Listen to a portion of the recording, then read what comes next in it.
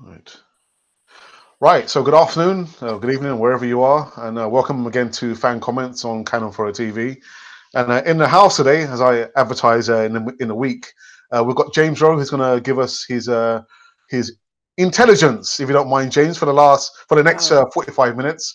that would be. European Thank you football. very much thank you very much for the lovely words, and thank you very much for your promo video for asking for votes for the FBA awards. It's a little bit of a long shot, but all help is appreciated. So thank you very much indeed. There. So you heard it from the man himself. Make sure you vote for James Rowe in the international. Best international content creator. Right. Obviously, I'm originally from the UK, as you know, Alex, but I've been based in abroad for in the Netherlands for more than a decade, and with the interviews with professional players and managers, including Sebastian Larsson, that will be published in the next couple of weeks. Oh, I can't wait. I can't wait for that. So you But heard it from the man himself. Make for, sure you for vote. Gooners, that one's going to be very special, I think. Brilliant, brilliant, brilliant. Okay, so as you guys know, I'll go through some fan comments that you guys have religiously put on the uploads that we do on Canon 4 TV. And so James is going to give me his opinion, not only on the fan comments, but of course, the match last week, the first leg against Rennes, and the upcoming second leg against Rennes, and the Yeah. match yesterday against Manchester United. But I'm Yes. going to concentrate on just little bits and pieces, and I'll give James his little his chance to talk about his thoughts. Right, so just some of the comments here. I'm just going to read. Go back to how far am I going back here? To the 1-1 draw against them guys just down the road. Oh, I see. Yeah, so this one comes out from Apollo on 101 on Arsenal, and he says. That he wasn't in a good mood when he did his video, and when he shot his video. But we're looking good, very good at the moment. Spurs and Chelsea, not so much. Very encouraging performance today. Actually, James, what did you think about the 1-1 against Spurs? I know Well, it's first and foremost, my prediction on this very pod was correct, yeah. which I remember we spoke which about is that. always nice. But to come to go 1-0 up and to concede the way we did, the most irritating thing for me, Alex, in conceding a goal again, it comes back to communication. You got two of our centre halves going for the same ball. Now that's where it all starts. If one of them communicates to the other as in that's my ball, leave it, then you've got a chance to put the ball out, and then it wouldn't have been a penalty. But you know, not many people would have expected us to get 4 points from six for Manchester United and Tottenham, and we have done. But I think this top four race is going to the wire. I think it Mhm. could even come down to goal difference. Yeah. And you think of the matches being rescheduled for FA Cup commitments and Europa League commitments and things like that. This is all going to play a part. And our away form hasn't been tremendous, but our away form will be the key to getting top four, really, because we play more away games than at home, and away at Molineux and Goodison Park and Vicarage Road. You know, they're not easy places to go, so we're going to have to win there. Mm. But there's a much easier route to Champions League football, which will make lots and lots of people happy, and in particular me very happy, and that is to win. That is to win the Europa League. Absolutely. So there were quite a few comments in regards to the 1-1 draw against Spurs, but I'm going to go just quite recent in regards to the match yesterday with Man U. We beat them 2-0, and my prediction was 1-0. Mm. And so just quickly get into just one or two comments here.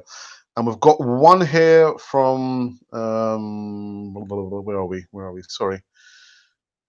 Arnav Ghosh, again, who religiously puts comments on the channel actually every day, actually. And this is please do not talk of the whole lot of chances that Man U had. There have been enough instances in the past when we had all the chances and Man U scored the goals. There have also been a whole lot of instances when our opponents feel like nine pins.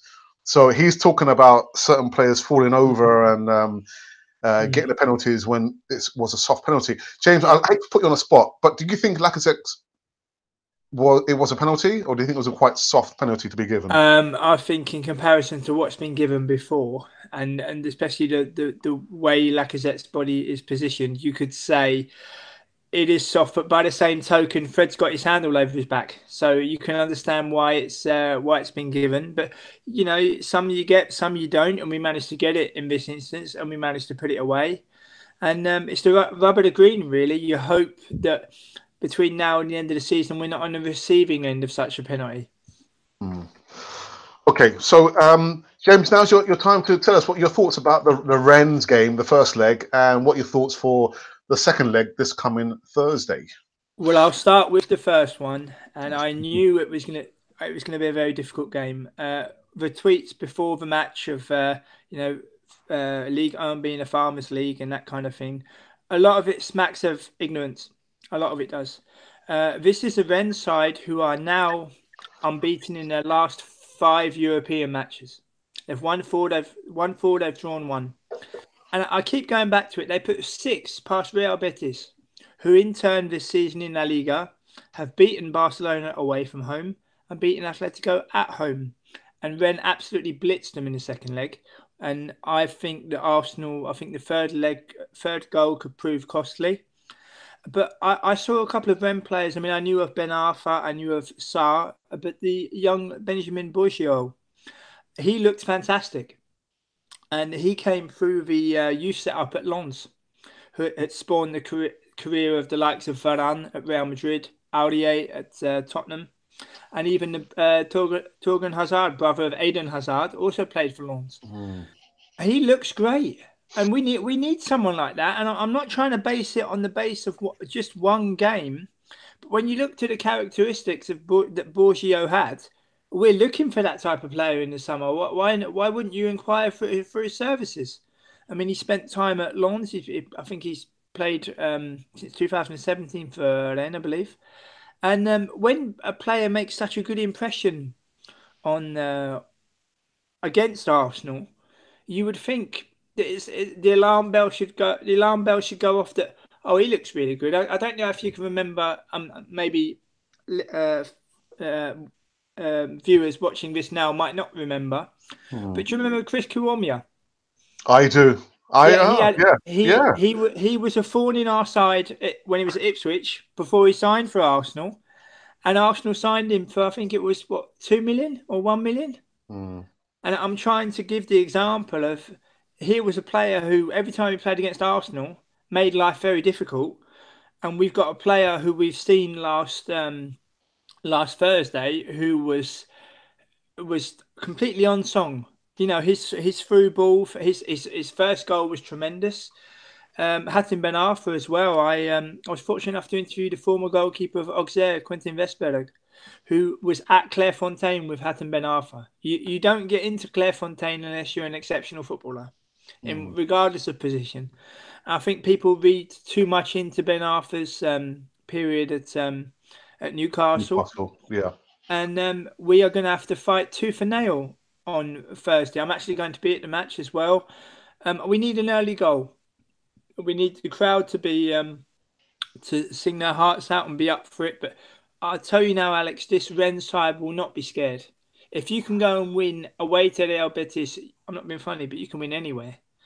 And, they didn't just win in Seville, they won really well. And we've got to be on our game. My prediction is 3-1 to Arsenal extra time and Arsenal win on penalties. I think it's going to be a really, really long night on Thursday. But we've got to take the opportunity, as we spoke about off air before we come on. We're lucky enough to remember what Copenhagen 1994 was all about, and for me, it's one of my fondest memories, and it's right up there with the Invincibles. I'm not trying to compare the achievements. I'm just trying to say in the sensation and the feeling it gives you as a fan, because hardly any British teams won in Europe in those days. We just come off the back of a 6-year ban for the majority of clubs, and Arsenal went through round after round against the likes of Standard Liège and Auxerre and Paris Saint-Germain, and we managed to Odense as well from Denmark, and we managed to win through. And obviously Parma in the final, which is a a tremendous Parma side featuring the likes of Brolin and Asprilla and Nevio Scala, the Argentinian coach. Our standing in Europe, Alex, would improve instantly if we can win this competition. So let me ask you a question, James. So are you saying, in matter of fact, that you would prefer a triumph in the Europa League than us securing top 4 in our own league? Yeah. Yes. Yes, because it's a European trophy for the first time in a quarter of a century. Yeah. And it will give the club a tremendous boost, and it also gives direct access to Champions League football, which for me would be second place, because you've got to show that we can win in Europe. I mean, you look at Sevilla winning the Europa League 5 times. None of those Sevilla fans have said, "Oh, it's not the Champions League, we don't want it." Every single one they've celebrated until the cows come home, because they know how special it was. And we've got an opportunity now. We had a tremendous opportunity last season, but we didn't take our chances in the second leg and was far too timid. I can understand supporters going, "Oh, it's not Champions League," but we had Champions League participation for years, and I mean participation. We got to one final and one semi-final. I mean, the semi-final was very unlucky, but if we can put a statement down of winning this Europa League and then going into the Champions League, it will stand us in good stead in the long run. I mean, you've also got to think as well. Our competitors, in terms of who we vie for from the top 4. Chelsea won the Europa League in 2013. Manchester United won the Europa League in 2017. It's a fact, they've won it. And I don't think either of those teams said, "Oh, we don't want it, it's not the Champions League." They won it because it would improve their standing as a club. It will give them Champions League access. And it would just be great for us to win in Europe as well, and not to kind of be cast aside as in we don't win in Europe. I mean, it's going to be a really difficult match on Thursday, and we've really got to be on our game, because I've seen a few tweets come by, Alex, of people saying, "Oh, we'll turn it around." This isn't Barty Borisov. We're not going to be helped with an own goal in the first 5 minutes. We're playing against a team who's unbeaten in the last 5 European matches, who want to get through to the next round as much as we do. But we've got to take the initiative. And yes, it would be nice to get top 4 in the league setting, but even then, we don't know what's going to happen. So the shortest route is the Europa League, and it would be like a win-win. You know, it would be for the new generation to see Arsenal win a European trophy. And I hope I'm not being disingenuous when I say this, but I hope if we do win it, Alex, that we celebrate winning it, and that we don't just say, "Oh, we're back in the Champions League." No, I want proud Gooners to be able to say we won the Europa League in season 2018-2019, and it was our first European trophy for 25 years.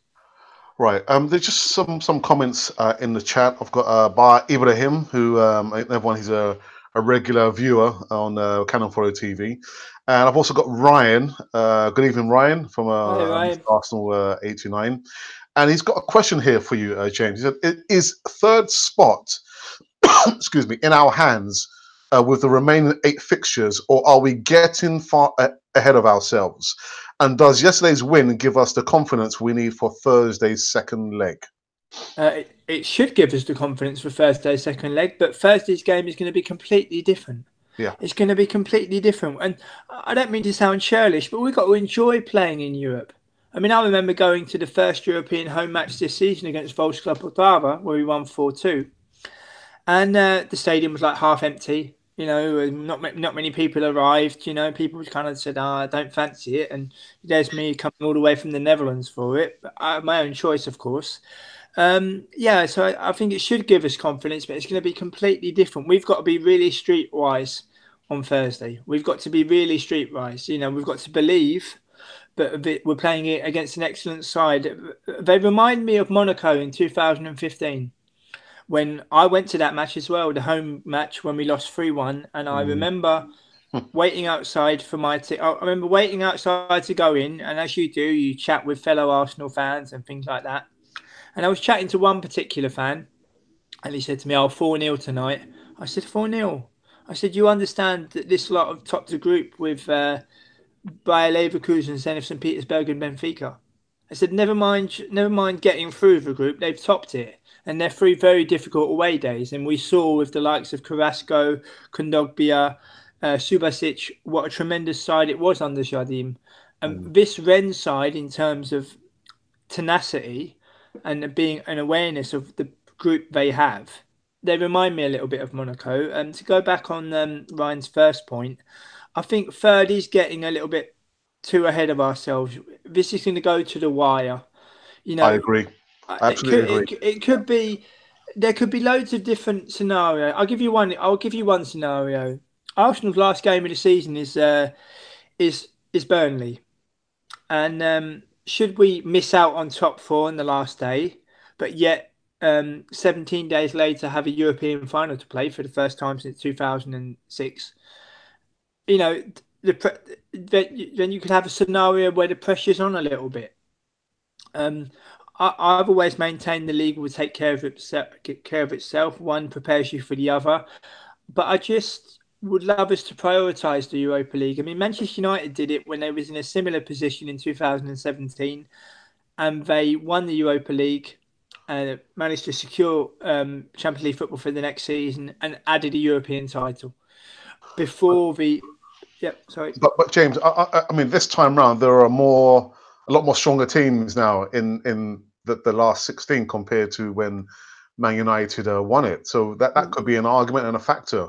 That it could be, but also the luck of the draw. I believe Manchester United played Celta Vigo, obviously playing Ajax in the final, stuffing some stage fright, which Ajax did. But we've got to take this opportunity. You can't plan out, especially in the European sense, what is going to happen. I mean, you only need to look at the qualifying rounds of this competition to realise how many teams got eliminated. Basel got eliminated. Feyenoord got eliminated. These are teams that people would have expected to be at least in the group stages. They was not. They were not. And this competition always has a habit of having one finalist, which nobody expects. You saw Frankfurt hold Milan. I tipped Frankfurt to put up a surprise and win through to the last 8. You've got Benfica, who were terrible when I saw them last October here in Amsterdam against Ajax, who under a new manager are doing really, really well. You've got the likes of Napoli are obviously heavy favourites, but we've got to relish it. I mean, I remember the drone of disappointment when we drew Atletico Madrid in the semi-finals back in April. And it was, nobody said, right, come on, if we're gonna win it, this is what we got to do. And it was kind of like, oh no, we wanted to play Atletico in the final, but it doesn't work like that, as we know only too well. So, I'm just wondering, actually, but before I ask you a question, let's quickly go back into the chat. There's been quite a few questions here. There's James. Ryan has a follow-on question, and he also says, also, does James think we will suffer without Socrates and Lacazette on Thursday? Because I've been lauding Socrates as one of the best defenders, and I know the beginning of the season people were questioning his suitability for the Premiership, but the boy's come good. He's come good. He has, and I think he's done very well. Rob Holding, before his injury, was our best defender. Yeah, and it showed. I mean, I watched Rob Holding, especially on that unbeaten run, and he looked so full of confidence and so really, really coming out of his shell. I think we are going to miss both in different ways. I mean, you saw Lacazette with his hold-up play yesterday. We might need that at times on Thursday. We're just gonna have to be really, really smart. And should Rennes score first, it's not over. We've got an opportunity. We've got to fight to the end. And if we are, let's just say 2-1 up or 2-0 up going into the final stages of the match, we've got to be street smart. We've got to be really, really streetwise. You don't go looking for that third goal. If it's 2-0, wind the clock down maybe. I'm not trying to advocate bad tactics, but we've got to be smart. Because if we was to go out at the last 16 stage, not necessarily to this opponent because they are a good side, but to go out at this stage having not won a European trophy for 25 years would leave me bitterly disappointed. And should we get top four, you'd think, oh, that's nice, but to let an opportunity go, yeah, we got to grab the opportunity with both hands. Yeah, yeah, yeah. Rightly said, James. And again, take a quick pause. Remember, if you're just watching this just by chance, Cannon Fodder TV, make sure you subscribe not only to Cannon Fodder, but make sure you subscribe to James Rowe. I've left the link in the comments box. And Thank you. also vote for James Rowe, excuse me, in the Football Bloggers Awards. I don't think I've left the link, but I think once we've finished, done the podcast, I'll leave the link in the comments box below. Thank you very much. Right, so again, back in the chat, it's all coming from Ryan. Ryan's is actually on fire today. No, it's good. Ryan will know as well. I'm currently in the process of moving, so I haven't had the opportunity to join Ryan. It's not deliberate. I will be joining him again soon. He knows that, but it's always great to hear his questions as well. Yeah, and unfortunately, he did invite me to go on his show later on this evening, but unfortunately, I've got a meeting I need to attend. So unfortunately, I'm not going to be able to be there. But my brother will be on the show, so it's going to be that's great stuff for Ralph. That's yeah. Good. All right. So, I've got Bar Ibrahim, and he's saying that he reckons it's going to be 3-0 on Thursday. Well, that's full of confidence, but I think Rennes will score. I think they will score, but it's great for Ibrahim to have such confidence to predict such a result. Yeah. And then Ryan goes on to say, it's another question. What are your thoughts on the rumours that Zinedine is to go back to Real Madrid as head coach after only just leaving last June to seek new opportunities? That's just a rumor, isn't it? It's just it's a rumor which is gathering pace, and my first thoughts are the old adage: never go back, as they say. Yeah. Never go back, as they say. And Ajax did a tremendous job beating Real Madrid to go through. It's a club that needs renewal. It's the biggest club in the world. Solari did do his best, but you've got to have a certain nature and certain characteristics to manage that club because it's the biggest club in the world. And my advice. Well, I say advice. They say never go back, but it'd be very interesting to see what Zidane does. But I think it'll be different second time round. Well, he actually, Ryan's just said, he's just confirmed that actually it is not a rumor. Zidane has gone back to Real Madrid. Well, they say never go back, but I'm sure he'll. I mean, obviously the season is lost for them this year, but he can build and start again, and also what with it not just being the biggest club in the world, with him as manager, they will attract who they want to attract. Because obviously there's been many Dutch players that has gone to Real Madrid, the likes of Sneijder, Robben, Van der Vaart, and they all said that when Real Madrid come knocking for you, you can't say no, and it's fully understandable. You got the biggest club in the world wanting to have you, and everything is arranged for you. You don't have to lift a finger; you just have to work hard. Yeah, and it'll be very interesting to see what happens with Zidane. James, I saw the Ajax Real Madrid match there with my mouth wide open at the total football in Ajax, and this youngster who I've seen on Twitter for the last 3 or 4 weeks. We've been speaking about him, Tagliafico. Is there any chance that we can get him at Arsenal?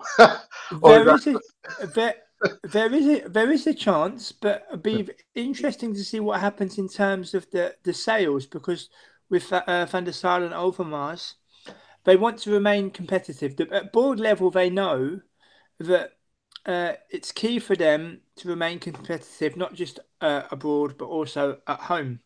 Van der Sar was yesterday on a football program here in the Netherlands where he stated that they want to close the gap between the big European hitters and Ajax. Obviously there's still a big gap, but bit by bit by bit. But Tagliafico, since signing for Ajax, he really has been one of the shining lights. I went to Ajax Fortuna Sittard yesterday, and he had another great game. And he was subbed off to a standing ovation by the Ajax fans. Ajax won 4-0. He provides great width. But you know what the most impressive thing about him is? His temperament. His temperament is absolutely tremendous. You never see him diving in. You hardly ever see him get booked. And when there is a bit of physicality, he doesn't react. I mean, he was unfortunate to be on the receiving end of Thomas Muller's left boot in the I group game last December, and he didn't batter an eyelid. His temperament reminds me of Zanetti. I'm not trying to compare the both in terms of quality, because Zanetti is one of the greatest players of his generation, but his fellow countryman Tagliafico has a tremendous temperament. And if you're gonna mold a team, yeah.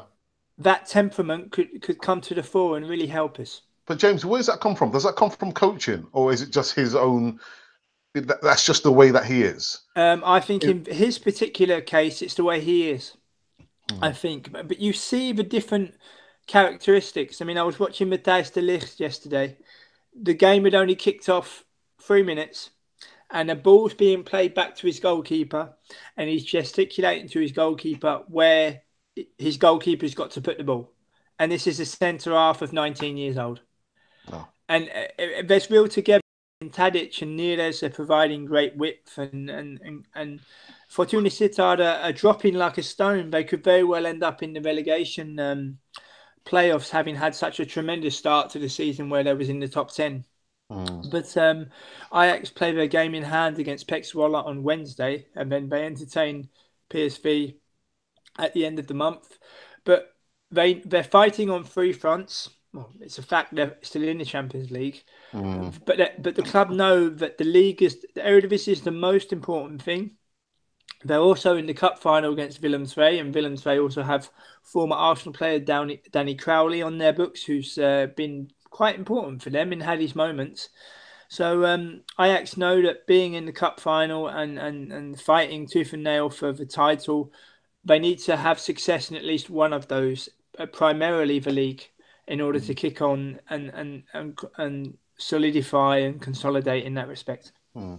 Okay, so just one more snap into the chats before we end this segment of fan comments. And yeah, Ryan's just said again, it's just been confirmed he's gone back for the remainder of this season and the next 3 seasons. So Zizi has gone back to Real Madrid. Well, I think he will improve them. I mean, he's just so calm. I mean, there's on YouTube, there's like a small video of the halftime team talk he did at the Champions League final in 2017, where he's just speaking to them in such a cool and calm manner. It's just, if we just keep doing what we're doing, we're going to be fine.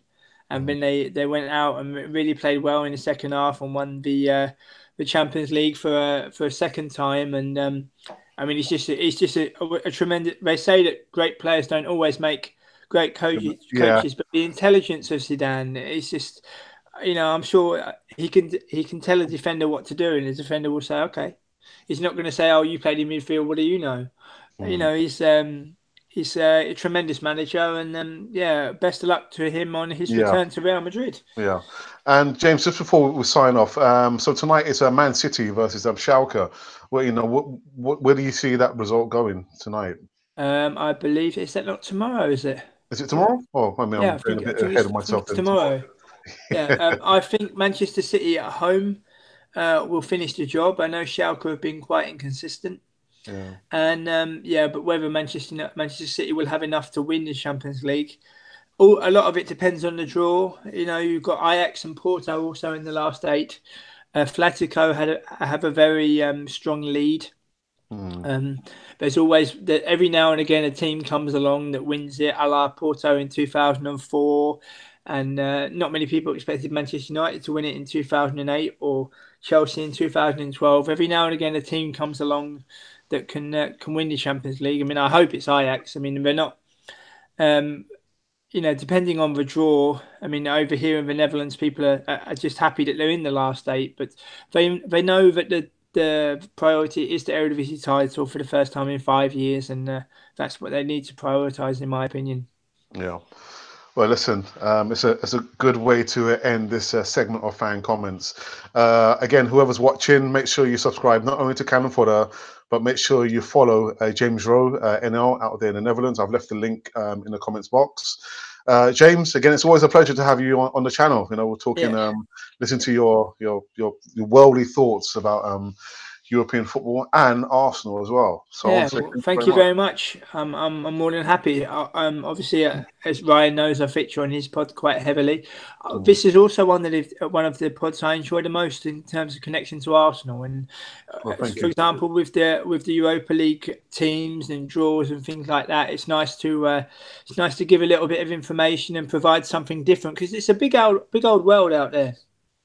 It is indeed. It is indeed. Indeed. Anyhow, this has been Fan Comments and Cannon Fodder TV, the channel for Arsenal fans all over the world. And from James and myself, we are out.